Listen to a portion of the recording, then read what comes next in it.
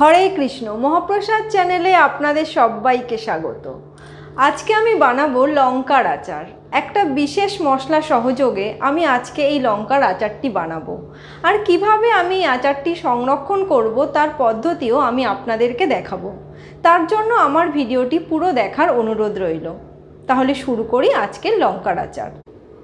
লঙ্কার আচার বানানোর জন্য আমি এখানে 250 গ্রাম কাঁচা লঙ্কা নিয়েছি। দেখুন, একটু সবুজ রঙের, ডিপ সবুজ রঙের লম্বা লম্বা কাঁচা লঙ্কা। লঙ্কা কেনার সময় এরকম একটু ডিপ সবুজ রঙের দেখে কিনবেন, তাহলে লঙ্কায় ঝাল হবে। আর হালকা সবুজ থাকলে কিন্তু লঙ্কায় খুব বেশি ঝাল হবে না। আমি এই লঙ্কাগুলোকে খুব ভালো করে জল দিয়ে ধুয়ে পরিষ্কার টাওয়াল দিয়ে ভালো করে মুছে একটু রোদে দিয়ে জল শুকিয়ে নিয়েছি। এখন আমি এই লঙ্কার বোটাগুলোকে প্রথমে ছাড়িয়ে নেব।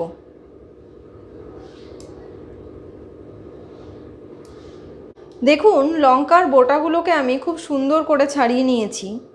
এবার আমি এখান থেকে একটা লঙ্কা নেব। এবার ছুরির সাহায্যে লঙ্কার এক দিকটা এরকম লম্বা করে চিড়ে দেব। দেখুন, এক দিকটা কিন্তু আমি চিড়েছি, উল্টো দিকটা কিন্তু জোড়া আছে। এবার আমি এটাকে একটা পাত্রে রেখে দিচ্ছি। এরকম করে আমি বাকি লঙ্কাগুলোকেও চিড়ে নেব। এরকম ধরে মাঝখান থেকে ছুরি দিয়ে একটা সাইড আমি চিড়ে নেব। সব লঙ্কাগুলোকে আমি খুব ভালো করে চিড়ে নিয়েছি। এবার আমি এর মধ্যে প্রথমে 2 টেবিল চামচ পরিমাণ সাধারণ নুন এর মধ্যে ছড়িয়ে দিলাম। এবার আমি এর মধ্যে 5 টেবিল চামচ পাতিলেবুর রস দিচ্ছি।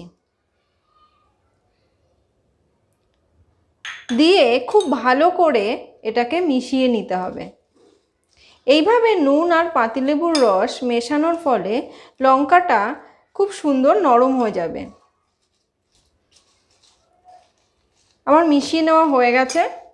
এবার আমি এই লঙ্কাটাকে 3-4 ঘন্টার জন্য ঢাকা দিয়ে রেখে দেব।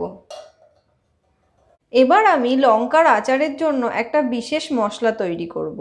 তার জন্য এখানে আমি গ্যাসে কড়াইতে প্রথমে 4 টেবিল স্পুন মৌরি দিয়ে দিলাম।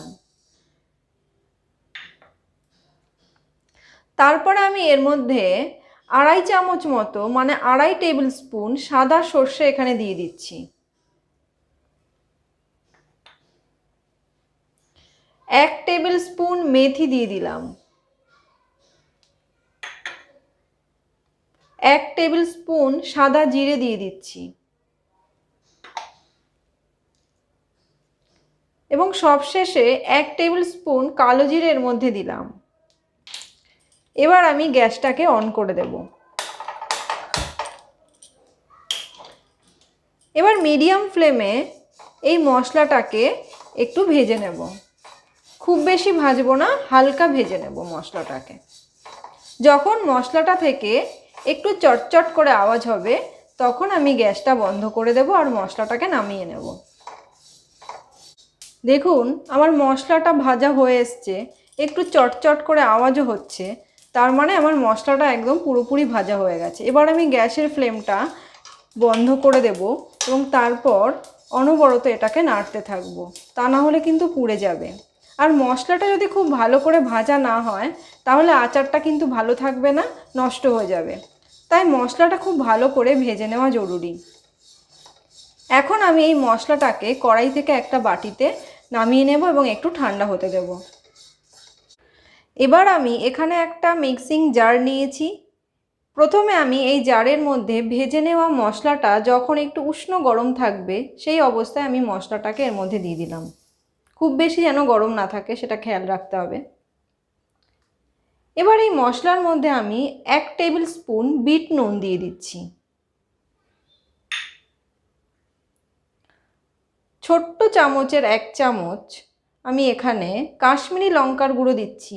এটা সম্পূর্ণ কালারের জন্য আমি এখানে ব্যবহার করছি, আপনারা চাইলে এটা নাও দিতে পারেন।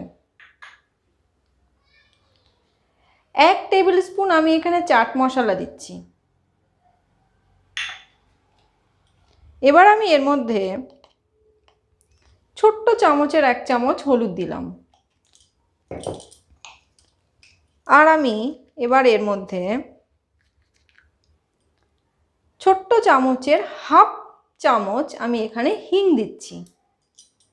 এবার আমি এটাকে মিক্সিতে খুব ভালো করে গুঁড়ো করে নেব। মিক্সিতে মশলাটা খুব ভালো করে গুঁড়ো করে আমি একটা ছোট্ট থালায় মশলাটাকে ঢেলে নিয়েছি। দেখুন মশলাটা ঠিক এরকম হবে। এবার এই মশলার মধ্যে আমি প্রথমে 3 টেবিল চামচ সর্ষের তেল দিয়ে দিচ্ছি। এবার সর্ষের তেলের সঙ্গে মশলাটাকে আমি খুব ভালো করে মেখে নেব। খুব বেশি সর্ষের তেল এখানে প্রথমে দেওয়া যাবে না, তাই 3 টেবিল চামচ সর্ষের তেল দিয়ে এই মশলাটাকে মেখে নেব এবং একটু মাখা মাখা মশলা তৈরি হবে। মশলাটা তেল দিয়ে আমি খুব ভালো করে মেখে নিয়েছি। দেখুন এরকম একটু মাখা মাখা হবে, আর এরকম মাখা মাখা হলেই আচারটা খেতে খুব সুন্দর হয়। আর এই মশলাটা কিন্তু একটু দানা দানা থাকবে, যেহেতু আমি মিক্সিতে একদম পুরো মিহি করিনি। এবার আমি এই মশলাটাকে লঙ্কার মধ্যে পুর হিসাবে ভরে নেব।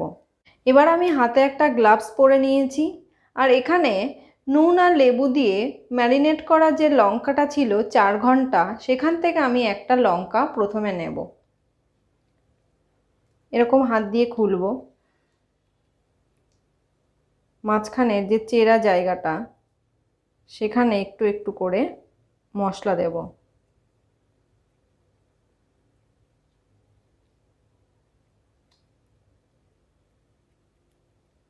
এইভাবে চেপে চেপে লঙ্কার মধ্যে মশলাগুলোকে ঢুকিয়ে দিতে হবে। আমি রেখে দেব। এরকম করে আমি আরও একটা লঙ্কা নিলাম। যতটা সম্ভব হাত দিয়ে একটু ফাঁকা করতে হবে এটাকে। মাঝখানে একটু পুর দিতে হবে, মশলার যে পুর, চেপে চেপে দিতে হবে যতটা দেওয়া সম্ভব। দেখুন এইভাবে পুরগুলোকে ভরতে হবে লঙ্কার মধ্যে। এবার আমি এটা একটা প্লেটে রেখে দেব। এইভাবে আমি বাকি লঙ্কাগুলোকে পুর ভরে আচারের জন্য তৈরি করে নেব।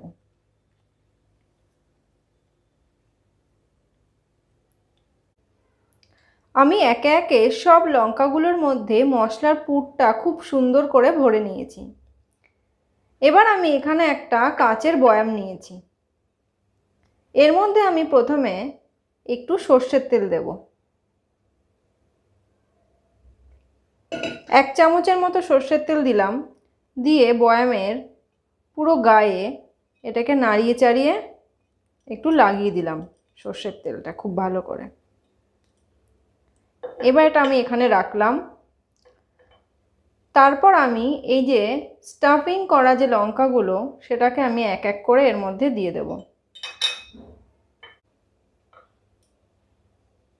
কিছুটা লঙ্কা দেওয়ার পরে আমি এখানে ম্যারিনেট করার পর যেটুকু নুন আর লেবুর রস ছিল সেটাকে আমি এর মধ্যে দিয়ে দিচ্ছি লঙ্কার মধ্যে।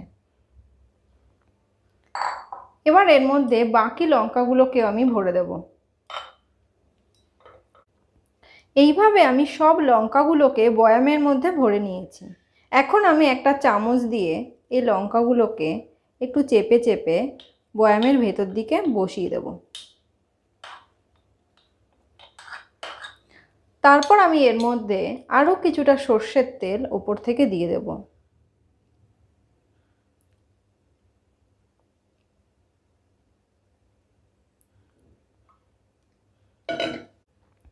এবার আমি একটা চামচ দিয়ে ওপর থেকে লঙ্কাগুলোকে একটু চেপে চেপে বসিয়ে দেব, আর তারপর এই বয়ামের মুখটা আমি বন্ধ করে দেব। এইভাবে আমি আচারটাকে সংরক্ষণ করব। এই রকম লঙ্কার আচার যদি মাঝে মাঝে একটু রোদে দিয়ে রাখা হয় তাহলে এই লঙ্কার আচার বহুদিন পর্যন্ত খুব ভালো থাকবে। আমার এই লঙ্কার আচারের রেসিপিটি যদি আপনাদের ভালো লেগে থাকে তাহলে আমার চ্যানেলটিকে সাবস্ক্রাইব করার জন্য অনুরোধ রইল, আর পাশে থাকা বেল আইকনটিকে অবশ্যই প্রেস করে রাখবেন, যাতে আমি যখন কোনো নতুন রান্না দেব তার নোটিফিকেশান সঙ্গে সঙ্গে আপনাদের কাছে পৌঁছে যায়। আজকের মতো আমার রান্না এই পর্যন্তই। আবার ফিরে আসবো নতুন কোনো রান্না নিয়ে। সবাই ভালো থাকবেন। হরে কৃষ্ণ।